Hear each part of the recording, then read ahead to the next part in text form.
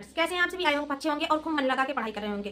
तो फ्रेंड्स, अगर नेक्स्ट हमारे 15 दिन जो बचे हैं उनकी तैयारी कैसे करें, जिन लोगों ने अभी तक तैयार नहीं किया है और जिन लोगों ने की तैयारी हो गई वो क्या करें, तो इन सब चीज़ों के बारे में बात करेंगे। तो फ्रेंड्स, अगर आप लोग चैनल पर नए हैं तो चैनल को लाइक करें, सब्सक्राइब करें और बेल आइकन को प्रेस कर लें। तो फ्रेंड्स, आइए देखते हैं, हम कुछ कीवर्ड देखते हैं जिससे आपको एग्जाम में बहुत हेल्प मिलेगी। तो फ्रेंड्स, वीडियो को अंत तक देखिएगा। तो आइए देखते हैं क्या वो कीवर्ड है जिसे आपको सफलता दिला सकते हैं सीटेट में। तो फ्रेंड्स, हमारे पहले मेन पॉइंट पढ़ना है हमें।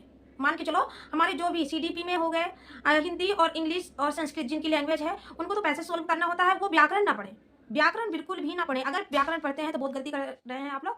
आप सिर्फ क्वेश्चन सोल्व कीजिए, पैसेज को सोल्व करना सीखिए। कम समय में मैं उस पैसेज को कैसे पढ़ूं, उसमें से क्वेश्चन जो आए हुए हैं उनके आंसर कैसे निकालूं, उनको कीजिए। अगर आप प्रैक्टिस करेंगे जब ही ये हो पाएगा। आपको अपनी तैयारी ऐसे ही करनी है।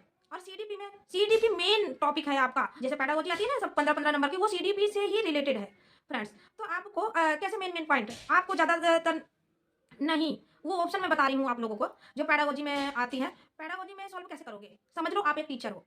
मान लो आप एक टीचर हो, आपके सामने आपका छात्र है, स्टूडेंट है। आप उसको किस तरीके से पढ़ाओगे? अगर वो कोई गलती करता है उसको समझाओगे कैसे, किस माध्यम से समझाओगे कि बच्चा अच्छे से उसको समझ में आ जाए?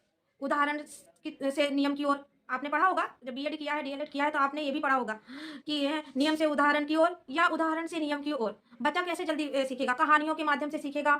तो इन सब चीज़ों को उसमें पकड़ना पॉइंट दिया होता है कि आप बच्चों को किस तरीके से अपनी ओर आकर्षित कर सकते हैं। टीचिंग को इंटरेस्टिंग कैसे बनाया जा सकता है? अगर आपने इन सब चीज़ों को ध्यान में रख लिया, इन सबको ध्यान में रखकर आप उस क्वेश्चन को सॉल्व कर रहे हैं, तो निश्चित ही निश्चित आपका क्वेश्चन आपको ज़्यादा समय नहीं लगेगा।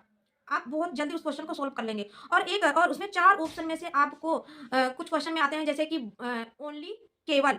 अगर इन ऑप्शन में आते हैं तो समझ लो वो क्वेश्चन तो आपका आंसर होगा नहीं। ऐसे 2-3 आप नहीं वाले मिल जाएँगे आपको। इन पर आप फटाफट अपने आंसर निकाल सकते हैं। ओनली और केवल वाले को तो समझ लो कि वो आंसर हो ही नहीं सकता उन 4 में से।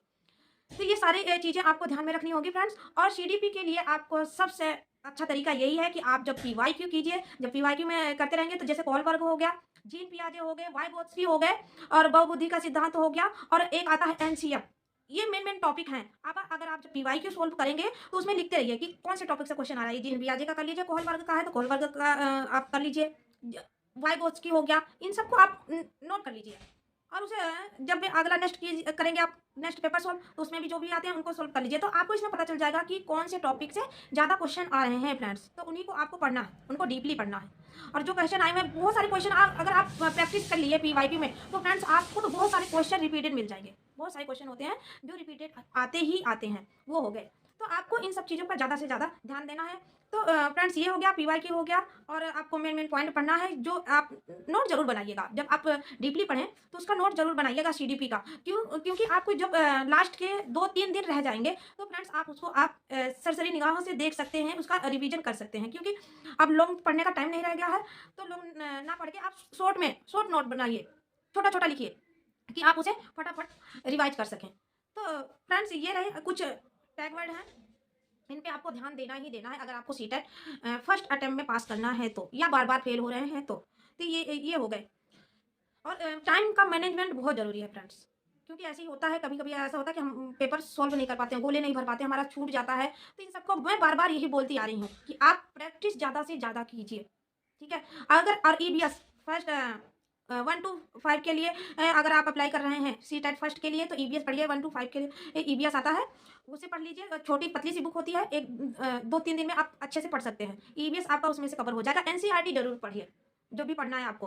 और वैसे इसमें हो गया आपका एसएसटी में 60 मार्क्स का आता है, एसएसटी में वो भी है। अगर आपके पास साइंस है, साइंस मैथ है तो मैथ। आप एनसीईआरटी जरूर अप्लाई कीजिएगा, जो भी पढ़िएगा आप एनसीईआरटी से ही पढ़िएगा। क्योंकि क्वेश्चन सबसे ज़्यादा क्वेश्चन वहीं से आते हैं और उसी में से पूछे जाते हैं। बाकी आपको पढ़ने की जरूरत नहीं है, समय नहीं रह गया है। आप पीवाईक्यू सोल्व करते रहिए, निश्चित आपको सफलता मिलेगी। तो फ्रेंड्स, आज के लिए बस इतना ही। वीडियो कैसी लगी कमेंट बॉक्स में जरूर बताइएगा। अगर आपको किस टॉपिक पर वीडियो चाहिए कमेंट करेंगे आप लोग, तो मैं उस पर जरूर वीडियो बनाऊंगी। तो आज के लिए बस इतना ही, फिर मिलते हैं।